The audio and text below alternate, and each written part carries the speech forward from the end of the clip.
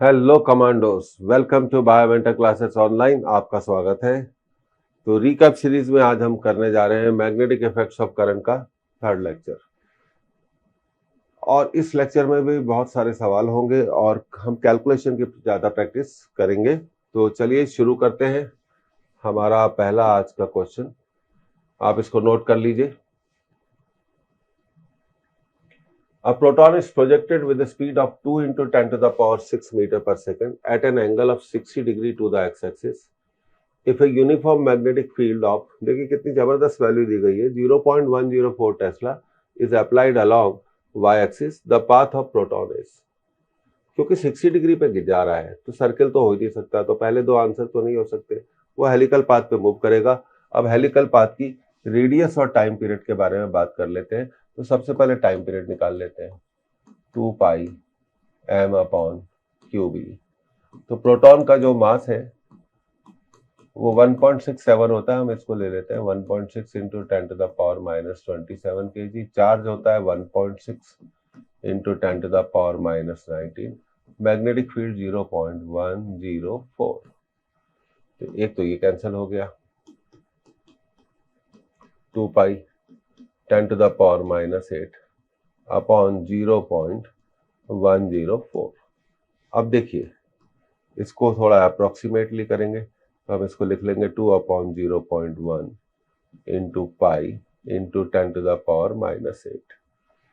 तो अब ये टाइम पीरियड का जो आपका रिजल्ट है वो आ जाएगा 20 in pi into 10 to the power minus 8। ये जीरो इसको कर देगा 2 pi 10 to the power minus 7 second.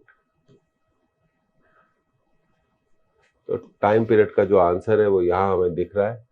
तो तीसरा ही आंसर है। अगर हम रेडियस नहीं निकालेंगे तो टाइम पीरियड से भी आंसर को क्या कर सकते हैं, मैच कर सकते हैं। पर क्योंकि हम प्रैक्टिस कर रहे हैं तो हम रेडियस भी जरूर निकालेंगे। तो रेडियस होती है M V sine theta upon Q B.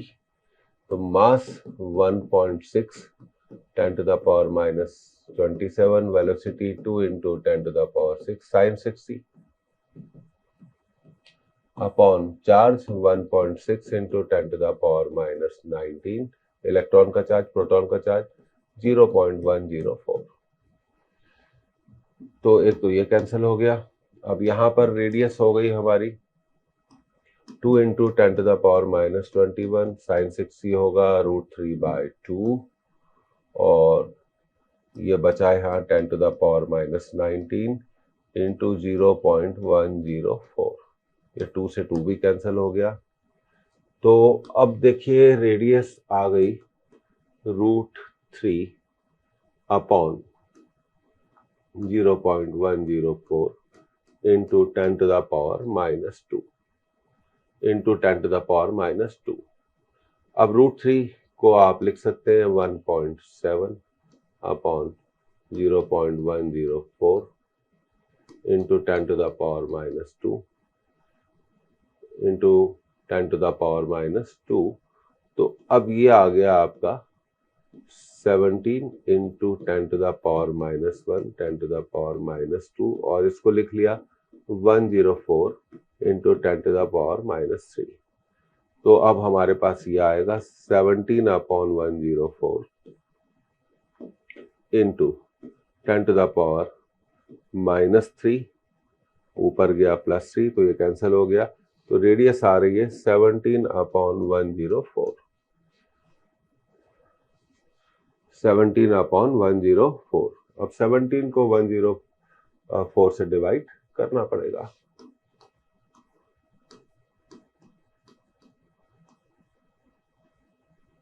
एक जीरो आ जाएगा तो हमारा डिवीजन जाएगा एक बार।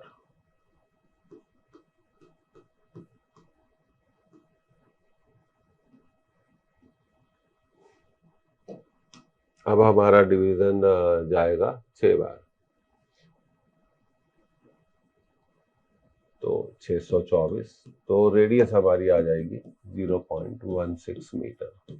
अब देखिए आंसर में भी क्या होता है एग्जामिनेशन में, हमने रेडियस निकाली 16 मीटर। तो हमें लगता है कि ये आंसर होना चाहिए, पर हमने टाइम पीरियड कितना निकाला, 2 pi into 10⁻⁻7।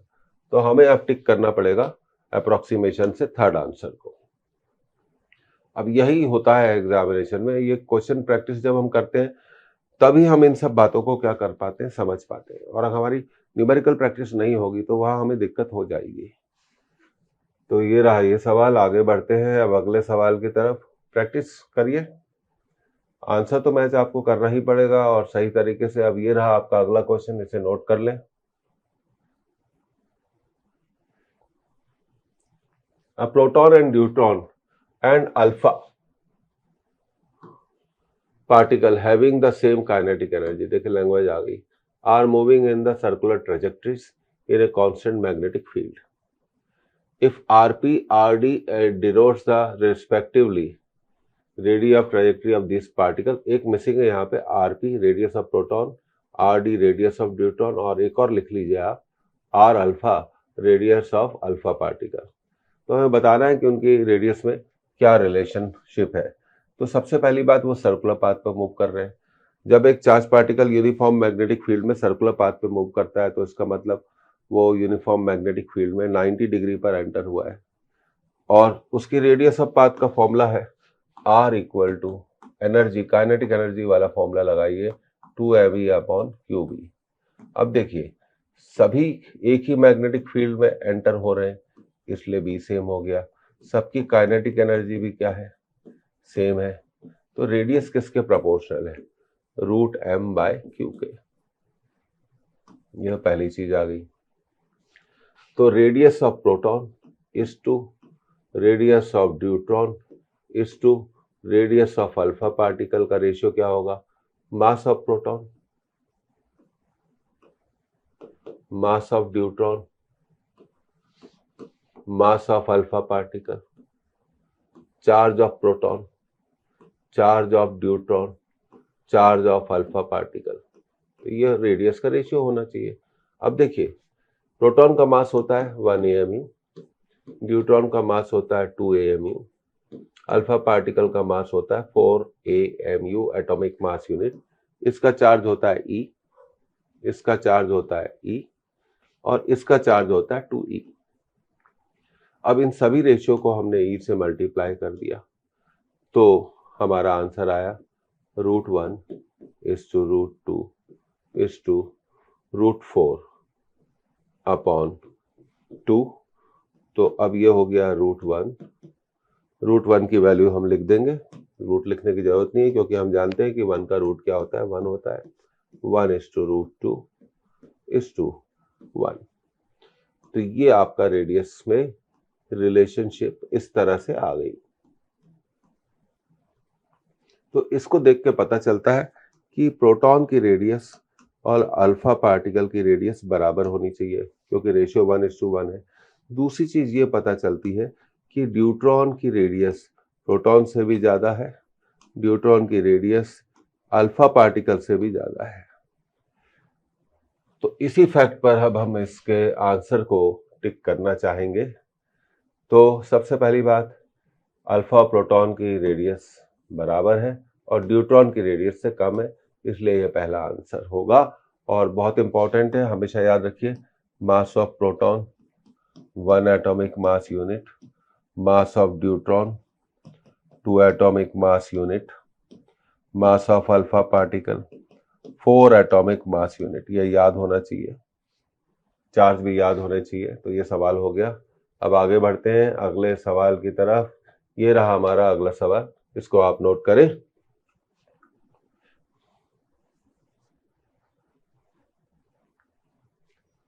Two long parallel wires P and Q are both perpendicular to the plane of paper with distance 5 meter between them। तो उनके बीच में डिस्टेंस 5 मीटर है। If P and Q carry the current 2.5 ampere and 5 ampere, P में current 2.5 ampere है, Q में current 5 ampere है, in the same direction, then the magnetic field at a point halfway between the wire is। तो wire के ठीक बीचों बीच magnetic field कितनी होगी। तो करते हैं, तो इसको थोड़ा समझते हैं। ये आपका पहला वायर हो गया और फिर ये हो गया हमारा दूसरा वायर। दोनों में करंट क्या है, सेम डायरेक्शन पर है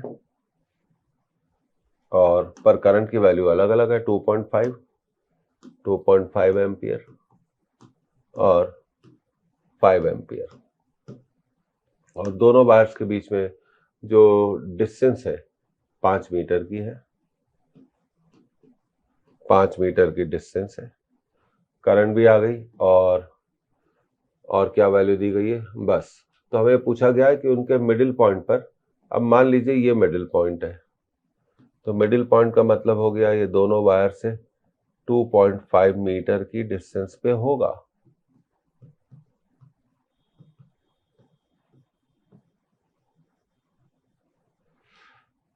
तो पहले वायर की magnetic field right hand palm rule से क्रॉस है और दूसरे वायर की मैग्नेटिक फील्ड क्या है, एम पर देखिए डॉट है। तो पहली मैग्नेटिक फील्ड निकालते हैं। हम जानते हैं कि इनफाइनाइट वायर की मैग्नेटिक फील्ड का formula μ0/4π 2I/r।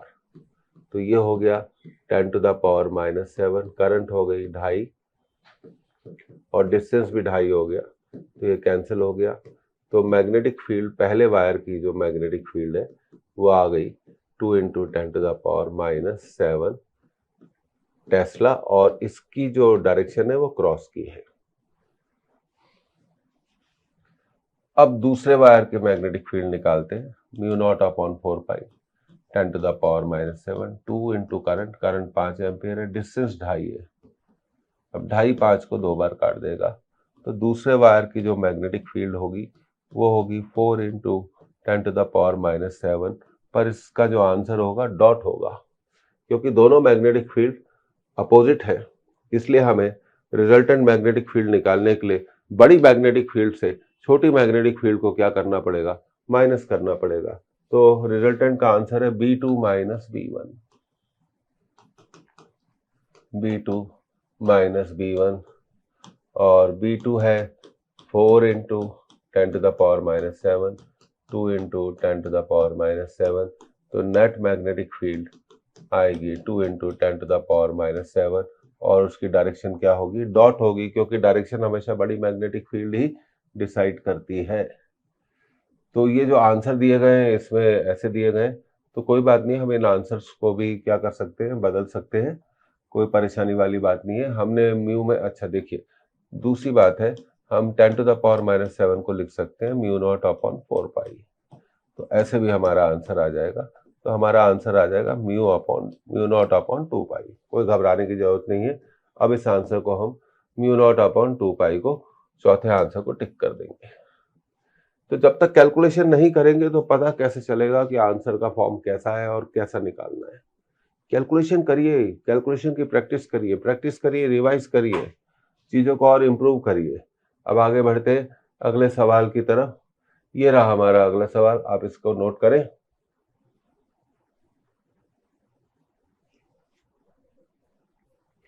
If a particle of charge 10⁻⁻12 coulomb moving along the x direction में जा रहा है with a velocity 10⁵ meter per second experienced a force of 10⁻⁻10 Newton in y direction due to magnetic field, then the minimum magnetic field is।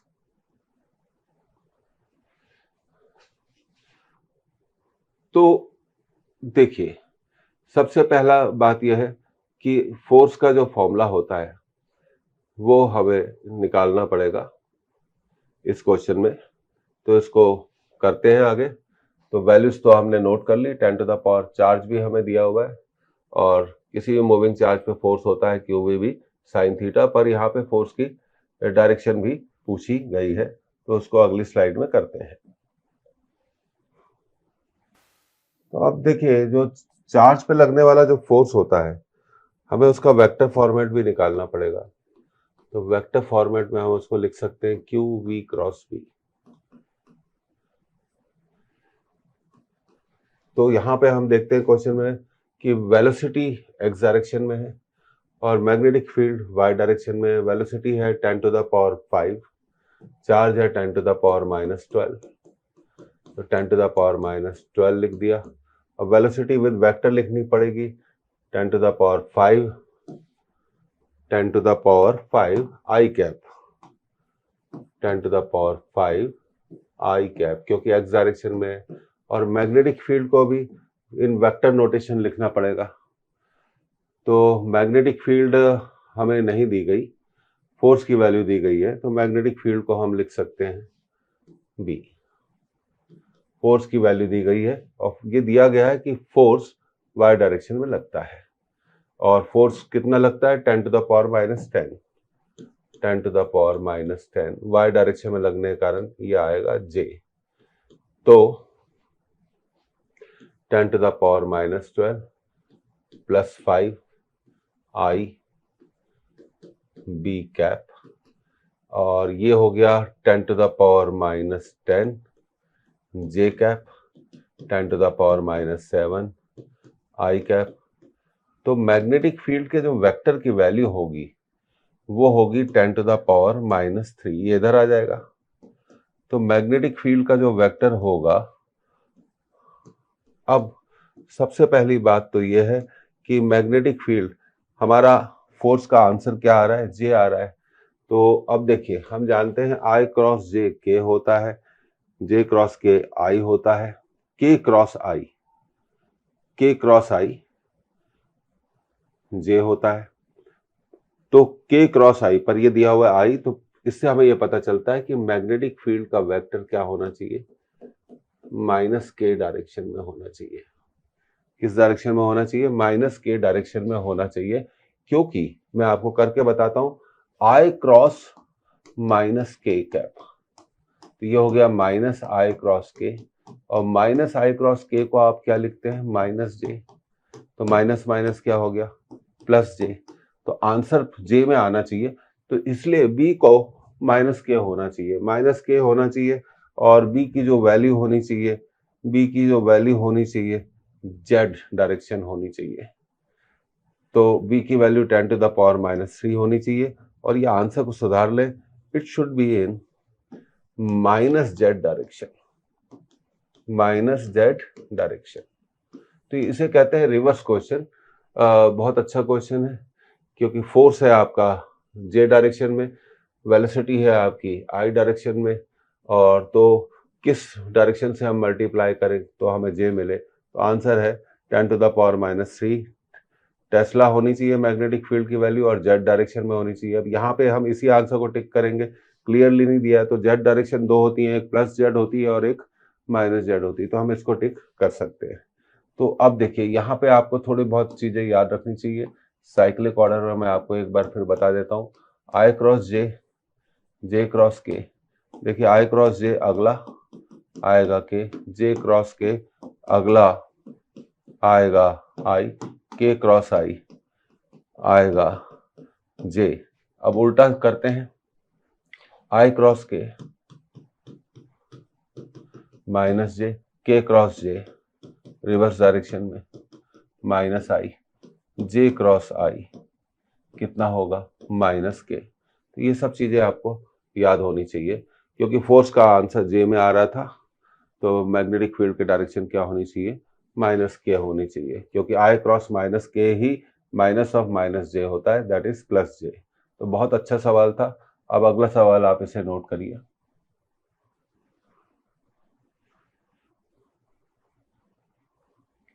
A particle with 10 to the power minus 11 coulomb of charge, तो charge कितना है, 10 to the power minus 11 coulomb, 10 to the power minus 7 kg mass is moving with a velocity 10 to the power 8 meter per second along y axis। तो velocity का vector 10 to the power 8 y axis मतलब j cap. A uniform static magnetic field 0.5 Tesla in acting along the x direction, तो magnetic field का जो vector हो जाएगा वो हो जाएगा 0.5 एक्स डायरेक्शन आई। तो फोर्स होता है Q V cross B, Q V cross B, और चार्ज की वैल्यू भी दी गई है, चार्ज की वैल्यू भी दी गई है, कितनी है, 10 टू द पावर माइनस 11। तो चलिए करते हैं, चार्ज की वैल्यू रख दी 10 टू द पावर माइनस 11। उसके बाद वेलोसिटी की value 10 to the power 8 J, 10 to the power 8 J। उसके बाद magnetic field 0.5 I, 0.5 I cap. तो ये हमें मिल रहा है, देखिए 10 टू द पावर -3 हो गया इंटू 0.5, और ये हो गया हमारा J cross I। J cross I का जो वैल्यू है 0.5 इंटू 10 टू द पावर -3, उसकी वैल्यू को हम क्या लिख सकते हैं, -K। तो फोर्स -K डायरेक्शन में है, और अगर हम इसको और ऐसा सुधार के लिखना चाहें तो हम इसको लिख सकते हैं 5 into 10 to the power -4 -K। तो आंसर बहुत सिंपल था, बस ये आपको थोड़ा वेक्टर के क्रॉस प्रोडक्ट्स आने चाहिए। 5 into 10 to the power -4 along -K। बहुत सीधा सीधा सवाल था, बस आपको क्रॉस प्रोडक्ट की वैल्यू मालूम होनी चाहिए। आगे बढ़ते हैं अगले सवाल की तरफ। ये रहा हमारा अगला सवाल। ये इंपॉर्टेंट है, सिंपल है और एक्सपेक्टेड है, नोट कर लें।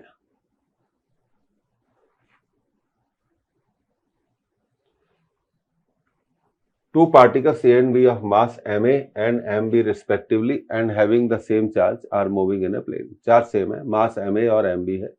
A uniform magnetic field exists perpendicular to this plane। The speeds of the particle are va and vb respectively and trajectories are as shown in the figure। तो देखिए A की radius क्या है, B की radius से ज्यादा है। A की रेडियस B की रेडियस से ज्यादा है। तो पहली बात तो हमें ये समझ में आती है कि A की रेडियस B की रेडियस से ज्यादा है। अब रेडियस ऑफ A होगा मास ऑफ A। अच्छा, वेलोसिटी के बारे में कुछ भी नहीं कहा गया है, तो हम वेलोसिटी मान लेंगे VA।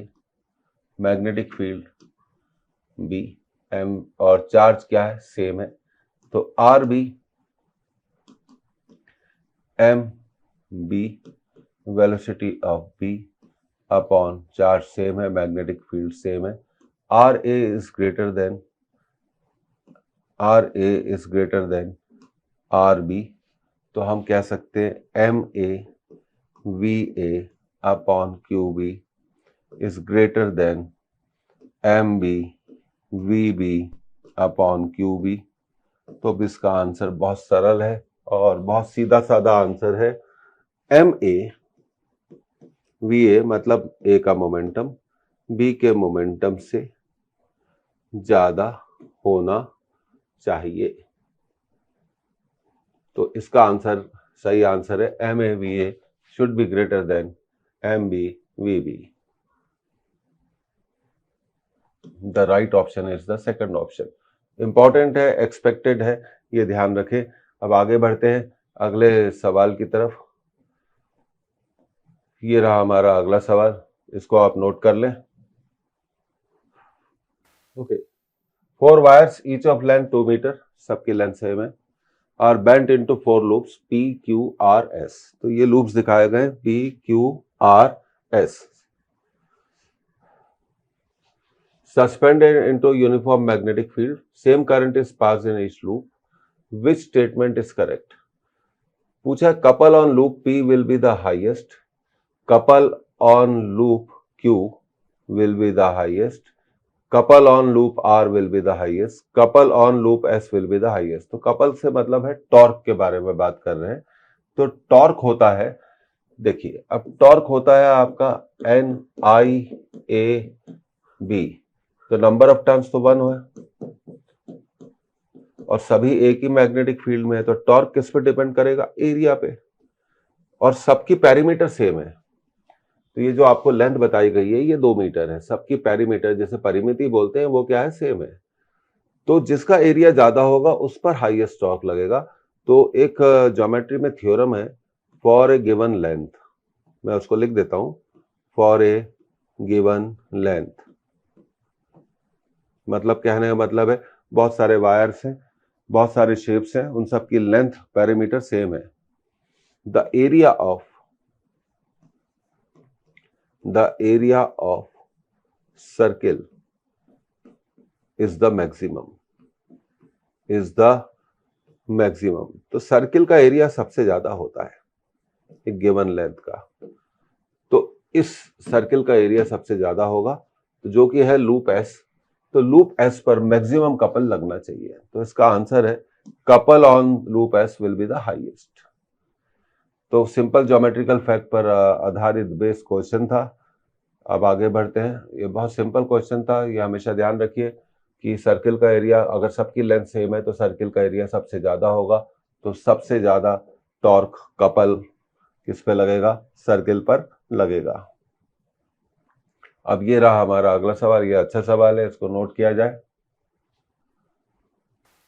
ओके, अब ये क्वेश्चन दिया हुआ है, 3 long straight and parallel wires carrying currents arrange as shown in figure. तो ये 3 वायर दिखाए गए हैं फिगर में, एक आर है जिसमें करंट 20 एम्पियर फ्लो हो रही है ऊपर की तरफ, दूसरा क्यू है जिसमें करंट 10 एम्पियर ऊपर की तरफ नीचे की तरफ फ्लो हो रही है, और तीसरा वायर है पी जिसमें करंट 30 एम्पियर की तरफ 30 एम्पियर फ्लो हो रही है और ऊपर की तरफ, और आर और क्यू के बीच में डिस्टेंस है 2 सेंटीमीटर और क्यू और पी के बीच में डिस्टेंस है 10 सेंटीमीटर। तो अब इस क्वेश्चन में एक अधूरा है पन है, तो वो क्लियर कर लेते हैं। Force experience by 10 centimetre length of wire Q, तो क्यू की 10 सेंटीमीटर लेंथ पर नेट फोर्स निकालना है, और ये आपको 4 आंसर दिए गए हैं। तो चलिए इसको सॉल्व करते हैं। अब आप देखिए, हम जानते हैं कि जब भी पैरेलल करंट कैरिंग वायर, जब भी पैरेलल करंट कैरिंग वायर्स में सेम डायरेक्शन में करंट फ्लो होती है तो वो एक दूसरे को अट्रैक्ट करते हैं, और अपोजिट डायरेक्शन में जब करंट फ्लो होती है तो वो एक दूसरे को रिपल करते हैं। तो हम देखते हैं कि आर और क्यू में करंट अपोजिट डायरेक्शन में फ्लो हो रही है, तो आर क्यू को क्या करेगा, रिपल करेगा, इसमें कोई डाउट नहीं है। अब क्यू और पी में लगने वाले फोर्स के बारे में बात कर रहे हैं, क्योंकि फोर्स क्यू पर निकालना है, तो क्यू और पी को देखते हैं। क्यू में करंट नीचे जा रही है, पी में करंट ऊपर जा रही है, अपोजिट है, तो पी भी क्यू को क्या करेगा, रिपल करेगा। तो इतना देखकर ये तो समझ में आ जाता है कि दोनों फोर्स एक दूसरे के अपोजिट है। अब नेट फोर्स निकालने के लिए क्या करना पड़ेगा, दोनों फोर्स को निकालना पड़ेगा, फिर बड़े फोर्स में से छोटे फोर्स को माइनस करना पड़ेगा। तो निकालते हैं, तो सबसे पहले हम निकालते हैं force on P Q, force on P Q mu naught upon 4 pi 2 I P I Q length distance between P and Q. तो बिल्कुल सावधानी से निकालिए, कैलकुलेशन की प्रैक्टिस है। 10 to the power -7 two current in P, देखो P में कितनी करंट है 30, क्यू में कितनी करंट है 10, पी और क्यू के बीच अच्छा कितनी लेंथ पर फोर्स निकालना है 10 सेंटीमीटर, तो 10 सेंटीमीटर को मीटर में बदला, डिस्टेंस कितना है 10 सेंटीमीटर, 10 सेंटीमीटर को मीटर में बदला, तो ये तो कैंसिल हो गया। तो 30 इंटू 10, 30 इंटू 10 300, 300 इंटू 2 600, तो पी क्यू आ गया आपका 600 into 10 to the power -7 newton, और ये कहाँ लगेगा, राइट डायरेक्शन में लगेगा।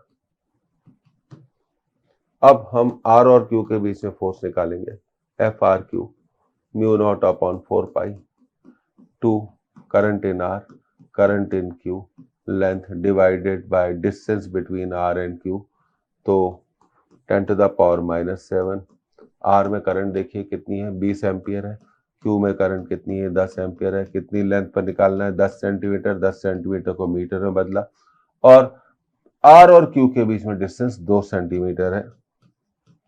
तो देखिए ये कैंसिल हुआ, उसके बाद 2 से 2 कैंसिल हुआ, तो अब मिला हमें 20 इंटू 10 इंटू 20 इंटू 10 200, 200 इंटू 10 2000, तो ये फोर्स होगा 2000 into 10 to the power -7 newton. अब मैं इसको फर्दर सॉल्व इसलिए नहीं कर रहा हूं, और इसकी डायरेक्शन होगी लेफ्ट में, तो बड़ा फोर्स हो गया आपका 2000 into 10 to the power -7 newton, और छोटा फोर्स हो गया P Q 600 into 10 to the power -7 newton. तो एफ आर क्यू से, तो नेट फोर्स निकालने के लिए एफ आर क्यू से हम एफ पी क्यू को माइनस कर देंगे, 2000 into 10 to the power -7 minus 600 into 10 to the power -7, 1400 into 10 to the power -7, 14 into 10 to the power -5। तो अब हम इसको लिख सकते हैं 1.4 into 10 to the power -4 newton. तो ये इसका आंसर है। और फोर्स कहाँ लगेगा? इन द लेफ्ट डायरेक्शन, क्योंकि लेफ्ट का फोर्स बड़ा है। तो ये आपका B answer is the right answer.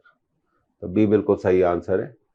तो बहुत अच्छा सवाल है और इस तरह के सवालों की आपको प्रैक्टिस करनी चाहिए। ये पूछे जा सकते हैं, एक्सपेक्टेड क्वेश्चंस की लिस्ट में से एक है। तो कैलकुलेशन में सावधानी रखें, ध्यान रखें। आगे बढ़ते हैं अगले सवाल की तरफ। देखिए ये फिर से पैरेलल करंट कैरिंग वायर्स पे सवाल है, इसको आप नोट कर लीजिए।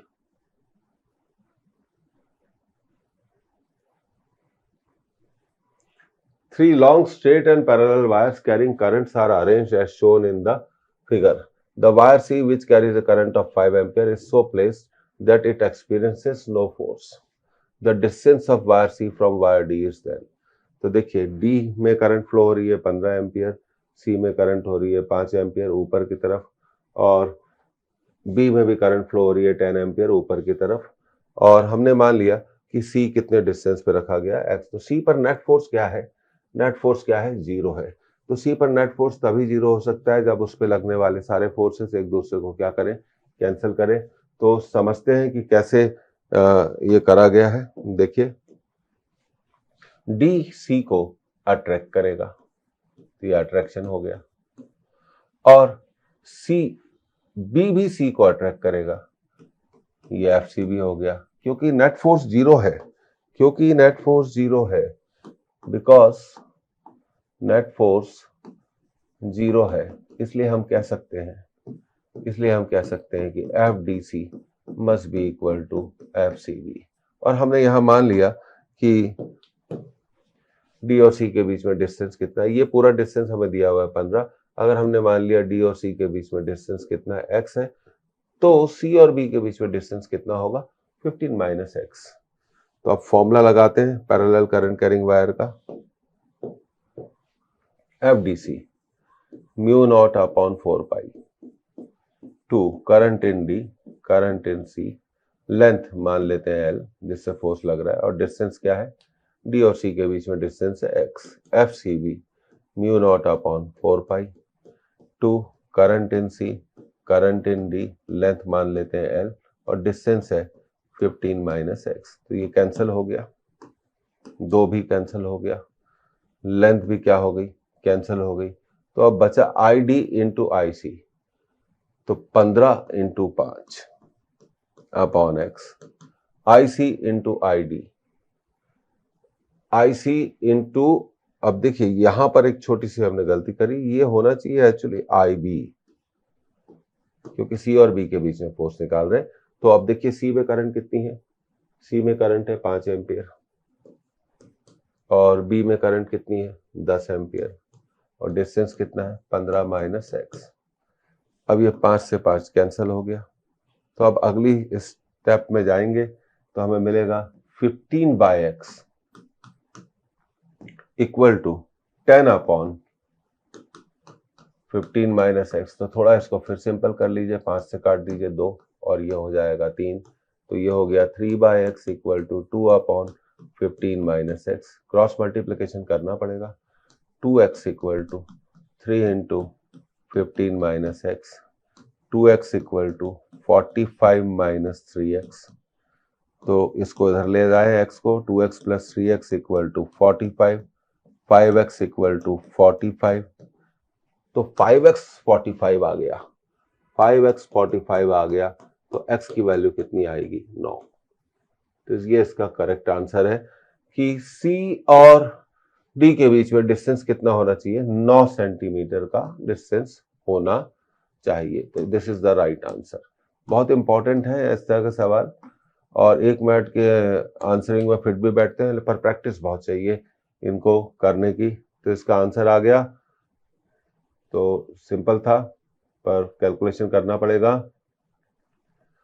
अब आगे बढ़ते हैं अगले सवाल की तरफ। ये रहा अगला सवाल, ये और भी बढ़िया सवाल है, इसको नोट करें। ये भी एक्सपेक्टेड है और इम्पोर्टेंट है, ध्यान रखें।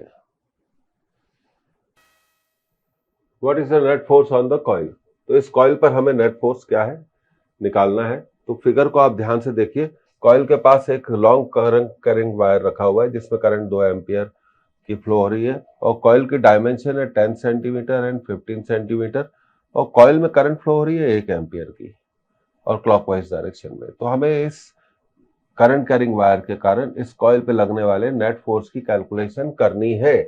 तो चलिए इसको करते हैं। अब देखिए, कॉइल की 2 आर्म है जो इंपॉर्टेंट है। अगर हम कॉइल को नेमिंग दे दें, एक ए, बी, सी और डी, तो आप देखिए ए बी में और वायर में करंट सेम डायरेक्शन में है, तो वायर ए बी को अट्रैक्ट करेगा, मान लीजिए कितने फोर्स से, F1। उसी तरह अब arm C D of coil को देखिए, इसमें करंट नीचे जा रही है और वायर में करंट ऊपर जा रही है, तो ये इसे क्या करेगा, रिपल करेगा। अब नेट फोर्स निकालने के लिए जरूरी है कि हम F1 और F2 निकालें, और डेफिनेटली F1 बड़ा है, F1 से हमें F2 को माइनस करना पड़ेगा क्योंकि दोनों फोर्स अपोजिट है। तो सबसे पहले हम F1 निकालेंगे, mu naught upon 4 pi 2 current I1 I2 2 into 2 into 1, length है 15 सेंटीमीटर, क्योंकि ये जो आपकी लेंथ है ये कितनी है, 15 सेंटीमीटर की लेंथ है, ये 15 सेंटीमीटर की लेंथ है, ये ध्यान रखिए, इसलिए मैंने 15 लिखा है। और इन दोनों के बीच में आप डिस्टेंस देखिए 2 सेंटीमीटर का है, तो मैंने इसको लिख दिया 2 into 10 to the power minus 2, ये कैंसिल हो गया। म्यू नॉट अपॉन 4 पाई को 10 टू द पावर माइनस 7 लिखा, तो 2 इंटू 2 4, 4 इंटू 15, अच्छा ये 2 भी कैंसिल हो गया, तो बचा 15 इंटू 2 30, तो इससे फोर्स लगेगा 30 into 10 to the power minus 7 newton towards left. अब F2 को कैलकुलेट कर लेते हैं। तो देखिए, mu naught upon 4 pi 2, wire में करंट 2 एम्पियर, कॉइल में करंट 1, लेंथ कितनी है 15 into 10 to the power minus 2, पर CD और वायर के बीच में जो डिस्टेंस है वो अब डिस्टेंस बढ़ गया है। तो ये डिस्टेंस क्योंकि 10 सेंटीमीटर है, इसलिए CD और वायर के बीच में डिस्टेंस कितना होगा, 12 सेंटीमीटर का डिस्टेंस होगा। तो मुझे यहाँ लिखना है 12 into 10 to the power minus 2, तो 10 to the power minus 2 cancel हो गया। अब यहाँ थोड़ा कैलकुलेशन बढ़ेगा,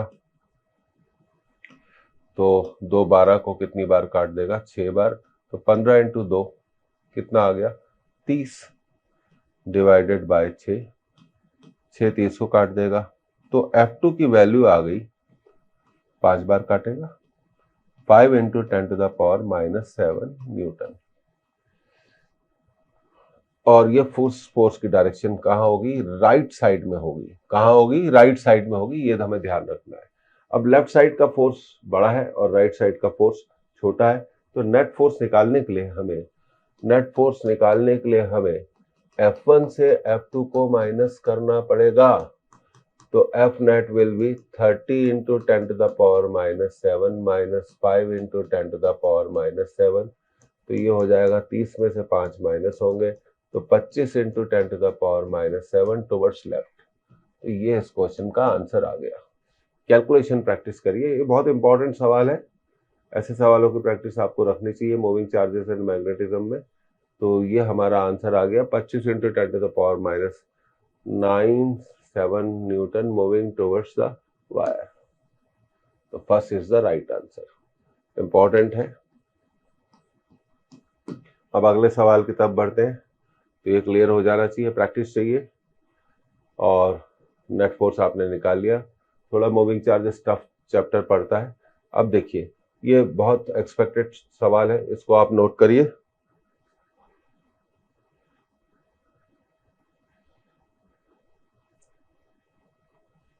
An elastic circular wire of length L carries a current I, ये I एम्पियर की करंट इसमें फ्लो हो रही है, is placed in a uniform magnetic field B out of paper, dot की मैग्नेटिक फील्ड है, such that its plane is perpendicular to the direction of B.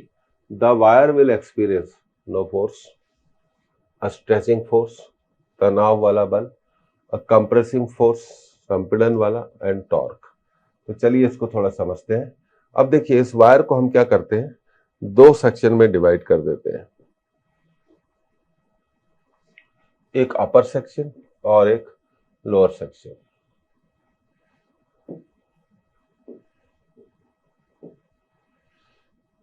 ठीक है, तो अब हम सबसे पहले अपर सेक्शन पे फोर्स के बारे में बात करते हैं कि भाई अपर सेक्शन पे कितना फोर्स लगेगा। तो फ्लेमिंग का लेफ्ट हैंड रूल हम लगा सकते हैं, फोर्स, मैग्नेटिक फील्ड, करंट। तो अपर सेक्शन में देखिए करंट ऐसे जा रही है, तो अगर हम इस पर्टिकुलर पार्ट पर फोर्स निकालें एफ बी आई बी बाहर की तरफ है और करंट ऐसे है, तो ये देखिए एफ बी आई तो बी बाहर की तरफ है और करंट लेफ्ट में है, तो इस पर जो फोर्स लगेगा फ्लेमिंग के लेफ्ट हैंड रूल से हम निकाल सकते हैं।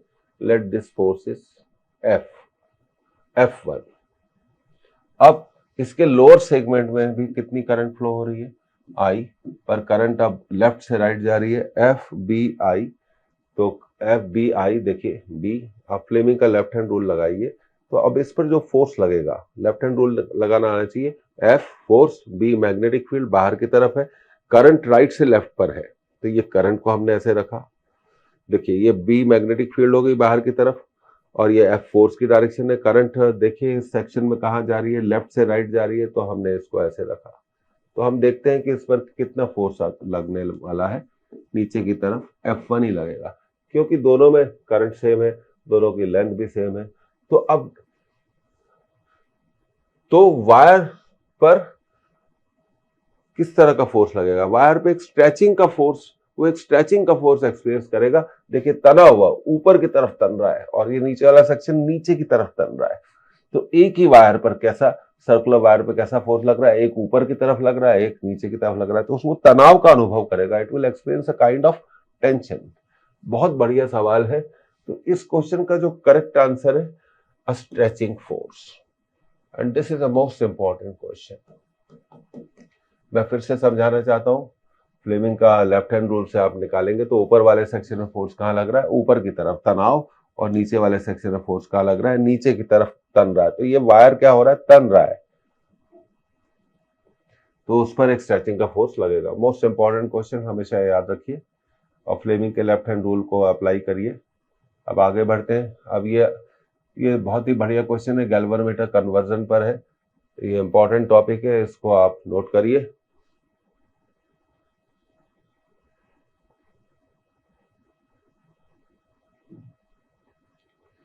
A galvanometer of resistance 50 ohm, 50 ओम का रेजिस्टेंस है, is connected to a battery of 3 volt along with a resistance of 2950 ohm in series। तो सीरीज में उसके साथ 2950 ओम जुड़ा हुआ है। A full scale deflection of 30 division is obtained in the galvanometer। In order to reduce this deflection to 20 division, the resistance in series should be। तो देखिए सबसे पहले सवाल की लैंग्वेज को समझते हैं।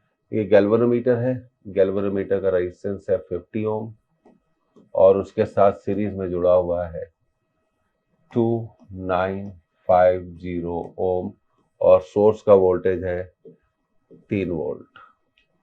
कितने वोल्ट है, 3 वोल्ट।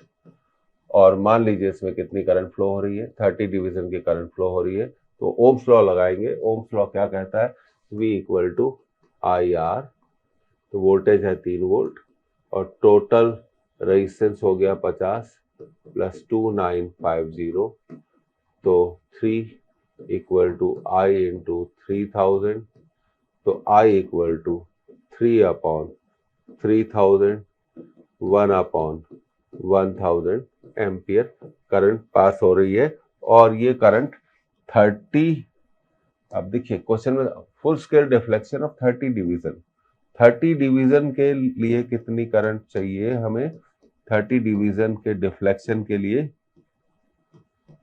हमें करंट चाहिए 1/1000 एम्पियर। अब क्वेश्चन कहता है कि हमें डिफ्लेक्शन को 30 से 20 पर लाना है। तो अगर 30 डिफ्लेक्शन की करंट 1/1000 है तो 1 डिवीजन की करंट कितनी होगी, इसको निकाल लेते हैं। 1 डिवीजन की करंट होगी 1/1000 इंटू 30, पर हमें चाहिए करंट 20 डिवीजन की, तो 20 डिवीजन के लिए उसमें कितनी करंट फ्लो होनी चाहिए, 20 डिवीजन के लिए उसमें करंट फ्लो होनी चाहिए 20 इंटू 1/1000 इंटू 30, तो ये कट गया। तो 20 डिवीजन की जो करंट है, 20 डिवीजन की जो करंट है, ये बहुत इंपॉर्टेंट सवाल है। 20 डिवीजन की जो करंट है वो होगी 2/3 इंटू 1/1000 एम्पियर। क्योंकि अब हमसे पूछा गया कि गैल्वेनोमीटर के साथ हम सीरीज में कितना रेजिस्टेंस जोड़े, गैल्वेनोमीटर के साथ सीरीज में हम कितना रेजिस्टेंस जोड़े कि डिफ्लेक्शन कितने डिवीजन का हो, 20 डिवीजन का। तो 30 डिफ्लेक्शन, अभी ये जो करंट हमने निकाली थी 30 डिफ्लेक्शन की थी, तो 30 डिफ्लेक्शन की करंट इतनी, तो एक डिवीजन की करंट इतनी, तो हमें चाहिए 20 डिवीजन की। तो अब हमारे गैल्वेनोमीटर को चाहिए एक सीरीज में रेजिस्टेंस, मान लेते हैं वो रेजिस्टेंस कितना है R, जिससे कि उसका डिफ्लेक्शन कम होकर कितना हो जाए 20 डिवीजन, और 20 डिवीजन के डिफ्लेक्शन के लिए करंट फ्लो होनी चाहिए कितनी, 2/3 इंटू 1/1000। अब फिर से ओम्स लॉ लगा देंगे, तो ओम्स लॉ लगाना आसान है, V equal to IR, voltage है 3, अब करंट चाहिए 2/3 इंटू 1000, तो अब सीरीज में रेजिस्टेंस कितना चाहिए, ये तो 50 है और ये R है, मान लिया R जोड़ा तो ये हो गया आपका 50 प्लस R। तो ये अब आप देखिए 9000 divided by 2 equal to 50 plus R, 4500 equal to 50 plus R, तो R हो जाएगा 4500 माइनस 50, दैट मीन्स ये हो जाएगा 4450 ओम। अगर हम 4450 ओम को सीरीज में कनेक्ट करेंगे तो करंट का जो डिफ्लेक्शन है वो 20 डिवीजन का हो जाएगा। तो इसका आंसर है 4450 ओम, 4450 ओम। तो second is the most important सवालों को ही हमने यहाँ पर कंसीडर किया है। तो फिर से समझा देते हैं एक बार फिर से। तो आपका जो डिफ्लेक्शन था 2950 को सीरीज में जोड़ा था 50 ओम के गैल्वेनोमीटर के साथ, वोल्टेज था 3 वोल्ट। और वो बोलते हैं कि ये जो करंट फ्लो हो रही है I एम्पियर, ये 30 डिवीजन की करंट है, तो ये पहले I हमने निकाल लिया। तो 30 डिवीजन की करंट है 1/1000 एम्पियर, तो एक डिवीजन की करंट होगी 1/1000 इंटू 30 एम्पियर, तो 20 डिवीजन की करंट होगी 20 इंटू 1/1000 इंटू 30। तो ये अब आपका अपॉन में था ये, तो ये कट जाएगा, तो ये आपने करंट निकाल ली। और फिर अब हमें मान लिया सीरीज में कितना जोड़ा R, और करंट अब कितनी हो गई 2/3 इंटू 1/1000, तो ओम्स लॉ लगा दिया, तो आपका आंसर आ गया। अब ये रहा आपका अगला सवाल, ये भी गैल्वेनोमीटर के कन्वर्जन पर है, इसको नोट किया जाए। A galvanometer coil has a resistance of 15 ohm, 15 ओम का रेजिस्टेंस दिया गया, gives full scale deflection for a current of 4 milli ampere. 4 milli ampere current के लिए वो फुल स्केल का डिफ्लेक्शन देता है।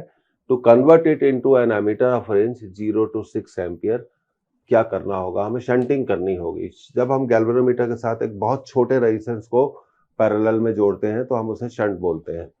तो सीरीज वाले आंसर तो आपके रिजेक्ट हो गए, पैरेलल में जोड़ना पड़ेगा। अब देखिए फुल स्केल डिफ्लेक्शन है आपकी 4 milli ampere, 4 into 10 to the power -3 ampere, galvanometer का रेजिस्टेंस जी 15 ओम। शंट हमें निकालना है कि कितना रेजिस्टेंस हमें पैरेलल में जोड़ना पड़ेगा, और रेंज हमने बढ़ाकर कितनी कर दी है, 6 एम्पियर कर दी है।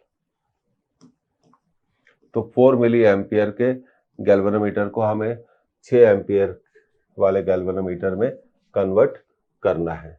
तो इसके लिए हमारे पास फॉर्मूला होता है IG into G upon I minus IG is equal to the value of shunt. तो ये हम लिख सकते हैं, ये शंट की वैल्यू है, और I यहाँ पे 6 एम्पियर है।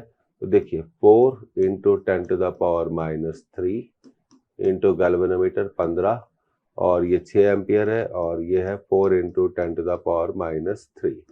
अब यहाँ टेक्निक यूज करेंगे, 15 into 4 60 into 10 to the power -3, और ये जो टर्म है जो माइनस हो रहा है 6 से, ये बहुत छोटा है, इसलिए हमने उसको नेग्लेक्ट कर दिया, हमने इसको लिखा 6। तो 60/6 10, 10 इंटू 10⁻³ तो शंट की जो वैल्यू आएगी 10 इंटू 10⁻³ ओम। तो हम इसको लिख सकते हैं 10 मिली ओम, 10 मिली ओम। तो इसका आंसर होगा 10 मिली ओम। तो ये ध्यान रखिएगा, मिली एम्पियर और एम्पियर का यहाँ बहुत ध्यान रखना चाहिए। तो 10 मिली एम्पियर हमें पैरेलल में जोड़ना पड़ेगा। तो first option is the right option. आगे बढ़ते हैं अगले सवाल की तरफ। तो पहला ऑप्शन सही ऑप्शन है, फॉर्मूला याद रखिए। सिंपल सवाल था पर कैलकुलेशन की प्रैक्टिस बहुत जरूरी है। तो अब देखिए ये आपका अगला क्वेश्चन हो गया, फिर से conversion of galvanometer into ammeter and voltmeter पर आधारित।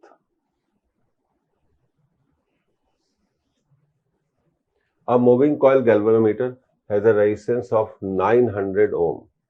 In order to send only 10% of the main current through this galvanometer, the resistance of the required shunt is. तो कितना ओम के शंट से हम इसको बदल सकते हैं कि केवल 10% करंट ही गैल्वेनोमीटर से पास हो। तो ऐसे क्वेश्चन को सॉल्व करने के लिए कंसेप्ट क्लैरिटी बहुत जरूरी है। तो ये हमारा गैल्वेनोमीटर हो गया और इसका जो रेजिस्टेंस है हमें दिया हुआ है 900 ओम, G इक्वल टू 900 ओम। और इसके साथ हमने एक शंट जोड़ा, एक छोटा रेजिस्टेंस पैरेलल में जब जोड़ते हैं तब उसे बोलते हैं शंट। अब परसेंटेज का सवाल है, हमने मान लिया मेन करंट कितने एम्पियर की है, 100 एम्पियर की है। इसका 10% गैल्वेनोमीटर में जाता है, तो 100 में से 10 एम्पियर इधर चला गया, तो इधर कितनी करंट जाएगी, 90 एम्पियर। तो ये तो कंसेप्ट हो गई। अब गैल्वेनोमीटर और शंट किसमें कनेक्टेड होते हैं, पैरेलल में कनेक्टेड होते हैं। तो पैरेलल की खास बात है उन पर पोटेंशियल डिफरेंस सेम रहता है। तो 10 into 900 equal to shunt 90 into S. ये 10 बार काट देगा तो शंट की वैल्यू कितनी होगी, 100 ओम का शंट हम लगाएंगे। कितने ओम का शंट हम लगाएंगे, सिंपल होते हैं सवाल, 100 ओम का शंट हम लगाएंगे। तो correct answer is 100 ohm. Correct answer is 100 ohm. तो कंसेप्ट आप याद रखिए, गैल्वेनोमीटर और शंट पैरेलल में होते हैं, उन पर वोल्टेज क्या होता है, सेम होता है। परसेंटेज का सवाल था इसलिए टोटल करंट को हमने कितना मान लिया, 100, 10% इधर चली गई, 90 इधर आ गई। तो इस तरह के आप किसी भी सवाल को यहाँ पर सॉल्व कर सकते हैं। अब अगले सवाल की तरफ बढ़ते हैं। तो ये देखिए बहुत अच्छा सवाल है, इसको नोट करिए। ओके, अब हम इसको पढ़ते हैं। When A proton is release from rest, तो देखिए रेस्ट से रिलीज किया है तो इसका मतलब यह है कि उसकी इनिशियल वेलोसिटी 0 होनी चाहिए। In a room it starts with an initial acceleration a0 towards west. तो इनिशियली उसके पास वेलोसिटी नहीं है पर इनिशियली उसका एक्सेलरेशन है a0 और उसकी डायरेक्शन है west. When it is projected towards north, अब सेकंड पार्ट पे आते हैं क्वेश्चन के।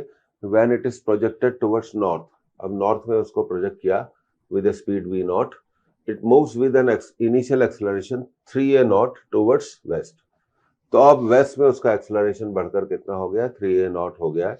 The electric and magnetic field in the rooms are respectively. अब देखिए इस 4 आंसर में एक खास बात है कि डायरेक्शन भी दी गई है। तो सबसे पहले जब प्रोटॉन को रेस्ट से रिलीज किया जाता है तो हम उसे बोलते हैं केस 1। तो जब रेस्ट से रिलीज किया जाएगा तो ऐसी सिचुएशन होगी।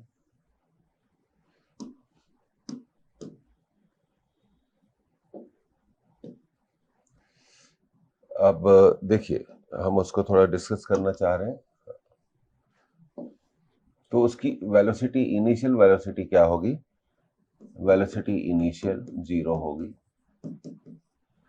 और एक्सेलरेशन कहाँ लगेगा, a0 का लगेगा। और किस डायरेक्शन में लगेगा, ये नॉर्थ हो गया, ये साउथ हो गया, ये ईस्ट हो गया। और एक्सेलरेशन किस डायरेक्शन में लगेगा, वेस्ट डायरेक्शन में लगेगा। अब हम लॉरेंस फोर्स का फॉर्मूला यूज करेंगे जो ये कहता है F equal to Q E plus Q V cross B. क्योंकि अगर उसके मोशन में एक्सेलरेशन है तो फोर्स जरूर होगा, पर क्योंकि इनिशियल स्पीड 0 है इसलिए मैग्नेटिक फोर्स क्या होगा, 0 होगा। देखिए यही सबसे इंपॉर्टेंट बात है। अब फोर्स को हम लिख सकते हैं, तो F हो गया आपका QE, और फोर्स को हम लिख सकते हैं mass into acceleration, ma0 equal to QE।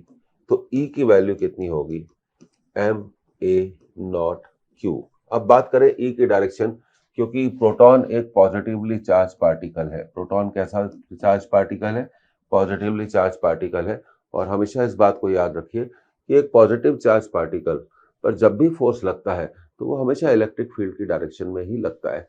क्योंकि एक्सेलरेशन वेस्ट में है तो फोर्स की डायरेक्शन भी क्या होगी, वेस्ट में होगी। तो इलेक्ट्रिक फील्ड का वैल्यू आ गई ma0 Q, और इसकी डायरेक्शन आ गई वेस्ट। इसकी डायरेक्शन क्या आ गई, वेस्ट। तो अब देखिए, तो ये दो आंसर तो हो ही नहीं सकते। अब पहले आंसर में और चौथे आंसर में आपको वैल्यू क्या दी गई है, वेस्ट की वैल्यू दी गई है। अच्छा, दूसरी बात, प्रोटॉन का जो चार्ज होता है उसको हम क्या लिख सकते हैं, इलेक्ट्रॉनिक चार्ज। तो ये आपका इलेक्ट्रिक फील्ड का आंसर हो गया। अब सेकंड पार्ट में ये कहा गया है कि इसको नॉर्थ में प्रोजेक्ट किया जाता है v0 स्पीड से, तब उसका नेट एक्सेलरेशन कितना मिलता है, 3a0। तो इसको भी समझ लेते हैं। अब देखिए ये जा रहा है नॉर्थ में एक वेलोसिटी से, तो पहले इसको ड्रॉ करते हैं। इसके बाद नॉर्थ ईस्ट हम बना लेते हैं। तो देखिए नॉर्थ ईस्ट बना लिया, नॉर्थ ईस्ट हमने बना लिया। तो ये नॉर्थ होगा, ये साउथ होगा, और ये वेस्ट होगा, और ये ईस्ट होगा। अब आगे इसको सॉल्व करते हैं। तो अब क्वेश्चन में दिया गया है कि प्रोटॉन जो कि एक पॉजिटिव चार्ज पार्टिकल है, उसको हमने वेलोसिटी दी v0, कहाँ दी, टुवर्ड्स नॉर्थ, और उसका एक्सेलरेशन कहाँ लग रहा है, टुवर्ड्स वेस्ट। तो अब इस पर मैग्नेटिक फील्ड के कारण, क्योंकि अब प्रोटॉन के पास वेलोसिटी है तो मैग्नेटिक फील्ड के कारण भी उस पर फोर्स लगेगा।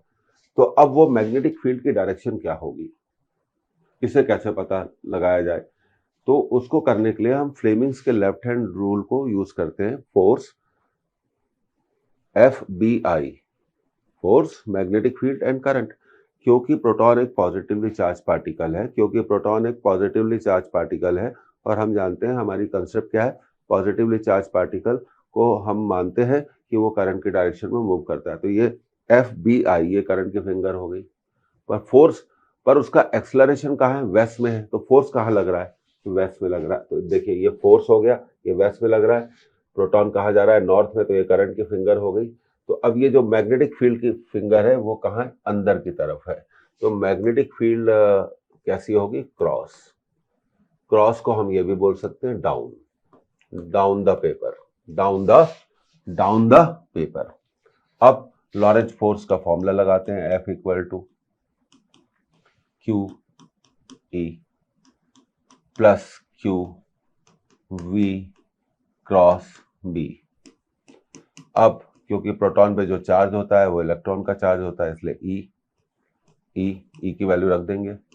चार्ज है E, वेलोसिटी है v0, मैग्नेटिक फील्ड है B, और मैग्नेटिक फील्ड क्योंकि अंदर की तरफ है तो मैग्नेटिक फील्ड और वेलोसिटी में कितना एंगल बनेगा, 90 डिग्री का बनेगा।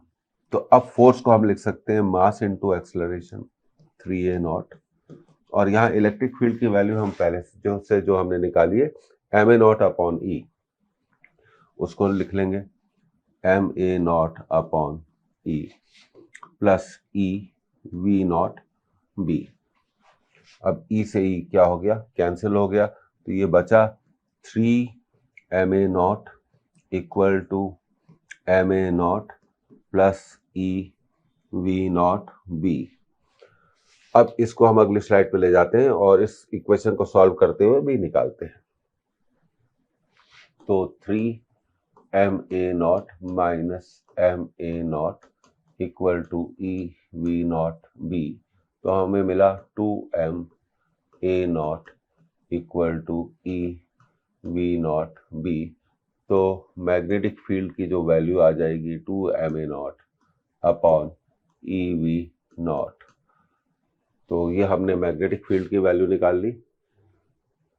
अब आंसर की तरफ जाते हैं, तो 2ma0 E V not, 2ma0 upon E V not, तो ये हमारा जो आंसर होना चाहिए, इलेक्ट्रिक फील्ड का आंसर होना चाहिए, ये first answer is the right. तो ये बहुत अच्छा क्वेश्चन था, क्योंकि ये रिलीज फ्रॉम रेस्ट है, तो शुरू में उस पर कोई भी मैग्नेटिक फोर्स नहीं लगेगा। तो हमने इलेक्ट्रिक फील्ड निकाल ली, और इलेक्ट्रिक फील्ड क्योंकि उसका एक्सलरेशन किस डायरेक्शन में है, वेस्ट डायरेक्शन में, इसका मतलब इलेक्ट्रिक फील्ड भी किस डायरेक्शन में होगी, वेस्ट। अब दूसरे केस में हमने उसको V velocity, V naught velocity दे दी नॉर्थ में, तो अब उस पर मैग्नेटिक फील्ड भी फोर्स लगाएगी और इलेक्ट्रिक फील्ड भी लगाएगी, तो हमने लॉरेंस फोर्स के फॉर्मूले का यूज किया। तो इस तरह से हमने मैग्नेटिक फील्ड की डायरेक्शन निकाल ली। तो ये बहुत अच्छा क्वेश्चन था। अब ये रहा हमारा अगला क्वेश्चन, इसको आप नोट करें।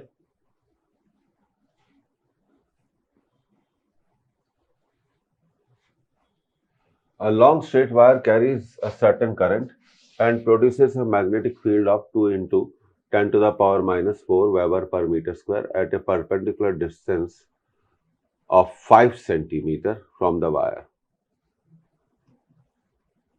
An electron situated at 5 centimeter from the wire moves with a velocity 10 to the power 7 meter per second towards the wire along perpendicular to it. The force experienced by the electron will be. तो बहुत अच्छा question है। तो सबसे पहले हमें draw करना है एक करंट कैरिंग वायर। ये हमने करंट कैरिंग वायर ड्रॉ कर लिया, और 5 सेंटीमीटर की डिस्टेंस पर एक इलेक्ट्रॉन है, और वो करंट कैरिंग वायर की तरफ मूव कर रहा है। करंट कैरिंग, और ये जो डिस्टेंस है 5 सेंटीमीटर है, और इलेक्ट्रॉन की स्पीड जो है towards the current carrying wire है, towards the current carrying wire है। अब वायर में जो करंट होती है वो तो हमें दी नहीं गई, लेकिन वायर की मैग्नेटिक फील्ड जरूर दी गई है 2 into 10 to the power minus 4। तो करंट मान लेते हैं आई, और यहाँ मैग्नेटिक फील्ड मान लेते हैं 2 into 10 to the power minus 4 weber per metre square. और राइट हैंड पाम रूल से हम इस पॉइंट पर मैग्नेटिक फील्ड की डायरेक्शन निकालते हैं, तो हमें क्या मिलती है, क्रॉस। तो ये इलेक्ट्रॉन की वेलोसिटी है और मैग्नेटिक फील्ड की डायरेक्शन क्रॉस है, मतलब डाउन है, मतलब अंदर की तरफ है। अब इलेक्ट्रॉन की जो वेलोसिटी है वो अगर दी होगी तो हमारा काम आसान हो जाएगा। 10 to the power 7 metre per second, 10 to the power 7 metre per second. तो हमें इलेक्ट्रॉन पर फोर्स निकालना है, तो फोर्स हम निकालेंगे magnetic force QVB sine theta से निकालेंगे। चार्ज इलेक्ट्रॉन का है E, वेलोसिटी दी गई है 10 to the power 7, और मैग्नेटिक फील्ड है 2 into 10 to the power minus 4। तो देखिए इलेक्ट्रॉन की वेलोसिटी इस तरफ है और मैग्नेटिक फील्ड उससे वेलोसिटी से कितना एंगल बनाती है, 90, इसलिए हम क्या से करेंगे, साइन 90। अब इलेक्ट्रॉन का चार्ज आप जानते हैं 1.6 into 10 to the power minus 19 into 10 to the power 7 into 2 into 10 to the power minus 4। तो सबसे पहले 1.6 into 2 कितना हो जाएगा, 3.2, 10 की पावर देख लेते हैं, माइनस 19 प्लस 7 माइनस 4। तो फोर्स की जो वैल्यू है वो इस तरह से आ जाएगी, F equal to 3.2 into 10 to the power minus 16 newton. तो इतना फोर्स इस इलेक्ट्रॉन पे लगेगा, 3.2 into 10 to the power minus 16 newton. तो बहुत अच्छा सवाल था, कोई प्रॉब्लम वाली बात नहीं थी, तो बहुत आसानी से हमने इसको सॉल्व कर लिया। मैग्नेटिक फील्ड अंदर की तरफ है, ये रही मैग्नेटिक फील्ड। तो मैग्नेटिक फील्ड और इलेक्ट्रॉन की वेलोसिटी पे कितना एंगल बन रहा है, 90, इसलिए हमने यहाँ पर क्या ले लिया, साइन 90। तो बहुत अच्छा क्वेश्चन था। अब आगे बढ़ते हैं अगले क्वेश्चन की तरफ। ये रहा हमारा अगला क्वेश्चन, इसको आप नोट करें।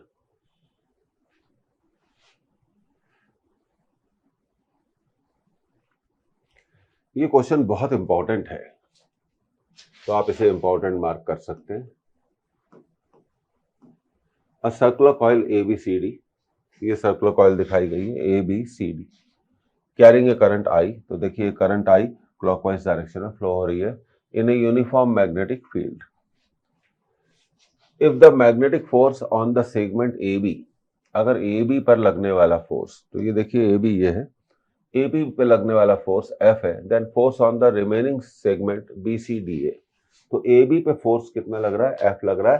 तो हमसे पूछा गया है BCDA पर कितना फोर्स लगेगा। तो ये बहुत ट्रिकी क्वेश्चन है और बहुत बढ़िया क्वेश्चन है। तो देखिए सबसे कंसेप्ट नंबर 1, तो कंसेप्ट नंबर 1 क्या है? वो कहती है व्हेन ए क्लोज्ड लूप, कोई सा भी लूप हो किसी भी शेप का, is kept in a uniform magnetic field,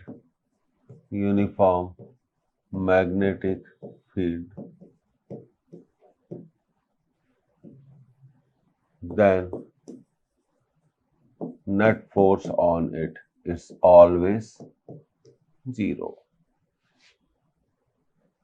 तो नेट फोर्स यहां पर हो गया। अब इस नेट फोर्स को कैसे लिखेंगे? देखिए force on AB plus force on BCDA should be equal to 0। पर फोर्स ऑन AB दिया हुआ है vector F plus FBCDA is equal to 0। तो FBCDA की वैल्यू कितनी होगी? -F। तो BCDA पर कितना फोर्स लगेगा? BCDA पर कितना फोर्स लगेगा? -F लगेगा। तो अब आंसर की तरफ जाते हैं। तो second is the right answer. तो बहुत बढ़िया क्वेश्चन है, इंपॉर्टेंट ही नहीं कहेंगे हम इसको, मोस्ट इंपॉर्टेंट कहेंगे। और ये कंसेप्ट को हमेशा हमें ध्यान रखना चाहिए। तो बहुत ही बढ़िया सवाल है और 1 मिनट में पूछा जाने वाला सवाल है और हम इसे आसानी से 1 मिनट में कर सकते हैं। तो सीधी बात है कि अगर AB पर फोर्स लगता है F, तो बचे हुए पोर्शन में फोर्स लगेगा -F, क्योंकि टोटल फोर्स कितना होता है लूप पर? जब कोई भी करंट कैरिंग लूप को, जब भी, फिर मैं आप थोड़ा लैंग्वेज सुधार देता हूं, जब भी किसी करंट कैरिंग क्लोज्ड लूप को एक यूनिफॉर्म मैग्नेटिक फील्ड में रखा जाता है, तो उस पर लगने वाला नेट फोर्स हमेशा कितना होता है? 0 होता है। ये बात हमेशा हमें याद रखनी चाहिए। तो उम्मीद है ये लेक्चर आपको पसंद आया होगा। उम्मीद पे दुनिया कायम है, इसलिए हम भी कायम हैं। और आई वांट टू से thank you for joining this. और अपने रिवीजन को मजबूत करिए। देखिए कैलकुलेशन के बारे में बात करना चाहते हैं। जब भी हम कैलकुलेट करते हैं, मैं करूं, आप करें, तो एक कॉमन ह्यूमन एरर क्या होती है कैलकुलेशन में आती है। हमें उसी कॉमन ह्यूमन एरर को क्या करना है? कंट्रोल करना है। और ये तभी पॉसिबल है जब हम ज़्यादा से ज़्यादा न्यूमेरिकल्स की प्रैक्टिस करें। तो न्यूमेरिकल्स की प्रैक्टिस को अवॉइड मत करिए, कैलकुलेशन सीखिए। 1 से लेकर 10 तक के स्क्वायर रूट आपको मालूम होने चाहिए। फिर मिलेंगे मैग्नेटिक इफेक्ट्स ऑफ करंट के चौथे लेक्चर में। तब तक ले बाय बाय। Thank you.